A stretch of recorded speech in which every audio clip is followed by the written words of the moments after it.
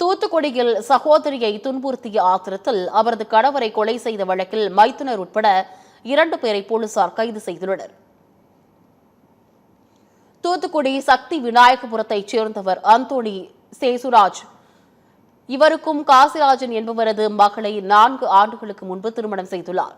இவருக்கு ஆண் குழந்தையும் உள்ளது. இவர்களுக்கு அடிக்கடி குடும்ப தகராறு ஏற்பட்டு மது போதையில் தனது மனைவியை அடித்து துன்புறுத்தியதாக கூறப்படுகிறது. இதனால் மனமுடைந்த அவரது மனைவி தனது தந்தை வீட்டிற்கு சென்றுவிட்டார்.